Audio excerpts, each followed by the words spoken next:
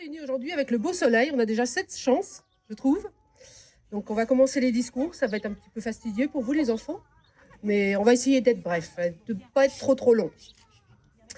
Donc avant tout, je tiens à excuser monsieur le préfet et la sous-préfète, le sénateur qui sont retenus par d'autres obligations. Donc normalement, c'était le secrétaire général de la préfecture qui devait nous honorer de sa présence, mais on a su jeudi que d'autres obligations le retenaient lui aussi. Donc monsieur l'inspecteur d'académie, monsieur l'inspecteur de circonscription, monsieur le vice-président du conseil départemental, monsieur le député et conseiller régional, monsieur le président de Pleurmel Communauté, mesdames les maires de Val-Douce et de Saint-Abraham, mesdames, messieurs les élus, mesdames, messieurs les enseignants, mesdames, messieurs, personnels du syndicat et de la commune, chers parents, chers enfants. Aujourd'hui est un grand jour tant attendu, et c'est avec une immense joie et beaucoup de fierté que je vous accueille pour l'inauguration de la nouvelle école intercommunale. L'événement qui nous rassemble est important. Une construction d'une nouvelle école est un projet phare pour une commune et montre la vitalité de son territoire. Une école consiste à mettre à disposition de l'éducation nationale des locaux pour permettre aux enfants de construire leur avenir professionnel et citoyen. Cet enjeu est crucial, car c'est la première marche de l'égalité républicaine. C'est l'entrée dans la scolarité.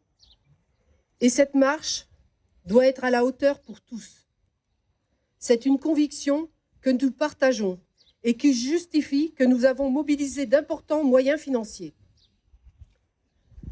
C'est le syndicat scolaire intercommunal que je représente aujourd'hui qui a porté le projet. Le syndicat regroupe 2 communes, Saint-Abraham et Val-Douce. Je profite de ce moment pour remercier l'ensemble des membres du syndicat, mes 2 vice-présidents, Alexandra Leninan et Alexandre Baucher, qui m'ont bien épaulé pendant toute la durée des travaux. Et bien sûr, je remercie tous les anciens membres qui ont participé aux décisions. Après plus d'une décennie de discussions, tergiversations, transactions, études, ce projet s'est concrétisé. Il était ardemment souhaité dans l'intérêt des enfants, des enseignants, des agents qui y travaillent. Je vous prie de croire que toutes les décisions n'ont pas été faciles à prendre. Je vais vous faire un peu d'historique. En 2012, une étude avec un cabinet d'architectes est lancée pour la construction de l'école rue des Mégalithes. Mais le projet ne peut pas voir le jour sur ce lieu pour diverses raisons. Après plusieurs réflexions et recherches du meilleur emplacement possible, en mars 2018, le syndicat achète une parcelle de 4000 m² au domaine de la Porte, juste à côté du restaurant scolaire, pour la construction de l'école. En février 2019, le syndicat s'entoure de compétences pour les accompagner et assurer les meilleurs choix dans les domaines techniques, financiers et juridiques. Une mission de mandataire est confiée à l'aménageur public BSH, anciennement EADM, pour réaliser au nom du syndicat toutes les démarches administratives et l'assistance juridique que requiert un tel projet.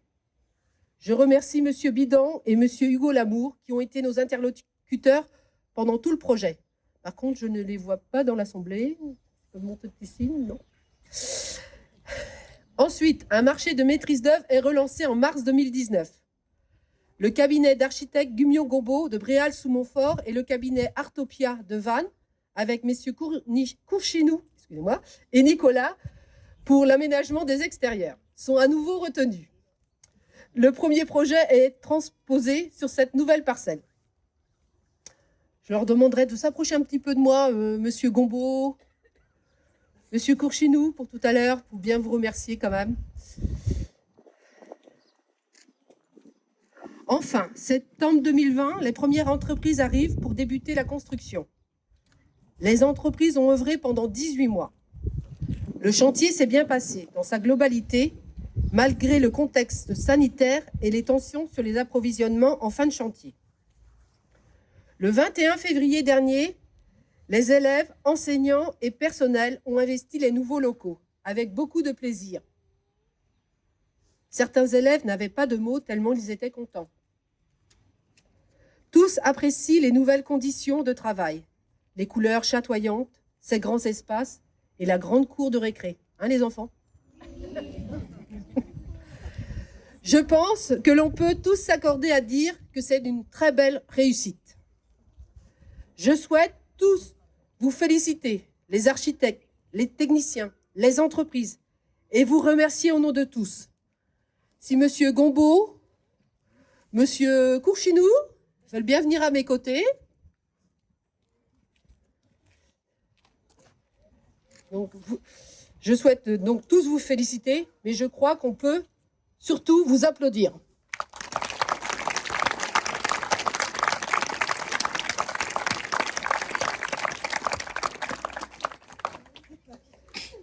Cette école possède une capacité de 160 élèves avec 6 classes, 3 classes de maternelle, 3 classes élémentaires. À ces locaux s'ajoute une salle de motricité mutualisée avec la garderie périscolaire, une bibliothèque, centre de documentation, une tisanerie ainsi qu'une salle des maîtres, ce qui représente 840 mètres carrés. La construction de cette école, située en plein centre-bourg, est un investissement de plus de 2 159 000 €. Aussi, Plormel Communauté a équipé chaque classe d'un vidéoprojecteur interactif afin de donner les mêmes chances à tous les élèves des écoles primaires de son territoire à l'accès aux nouvelles technologies d'apprentissage pédagogique. On ne peut qu'approuver ce choix. Je remercie Monsieur le Diffon, présent là aujourd'hui. Parlons argent maintenant. Ce projet a été rendu possible grâce à des soutiens financiers de l'État. Nous avons obtenu la DETR pour la somme de 211 500 €. Et avec le soutien de M. Vautier, sous-préfet en 2020, nous avons pu cumuler avec l'obtention de la DECIL pour un montant de 175 926 €. Parce que c'était soit un, soit l'autre, mais très rarement les deux cumulés. Le conseil départemental du Morbihan n'est pas en reste. Il a apporté un soutien financier important, 22,5% du montant des travaux hors taxes, soit 410 519 €. En tout, le projet a bénéficié de subventions à hauteur de 43%. Au nom de tous les enfants qui sont accueillis désormais dans cette belle école, merci, merci, sincèrement merci. Tous ces concours financiers ont permis au syndicat d'investir plus sereinement. En plus des subventions, il a été nécessaire de recourir à un emprunt de 1 million €, en complément de fonds propres pour équilibrer l'opération. Aussi, j'en profite pour remercier Isabelle Renaud, la secrétaire du syndicat, pour son implication dans la coordination du projet, sans oublier les services techniques des 2 communes qui ont aidé pour le déménagement. La commune du Val-d'Oust s'est associée à ce projet pour faire un aménagement des abords avec cette belle esplanade et le parking sécurisé. Je laisserai Madame le maire vous en parler tout à l'heure. Vous remarquerez que nous avons aussi déplacé la statue Miss Ferry et Petit Jules, qui se trouve juste derrière. Pour ceux qui n'avaient pas fait attention, c'est l'emblème de l'école. C'est un hommage à Jules Ferry, Cette œuvre a été réalisée par Dominique Le Tarnec, sculpteur qui habitait la commune et qui est décédé depuis. Elle a suivi le déménagement et je trouve qu'elle a trouvé toute sa place. Pour terminer mon propos, gageons que le grand livre fermé, symbole représenté structurellement par le bâtiment, sorte d'allégorie du savoir, s'ouvrira sur la connaissance et le développement des enfants de notre territoire. Merci.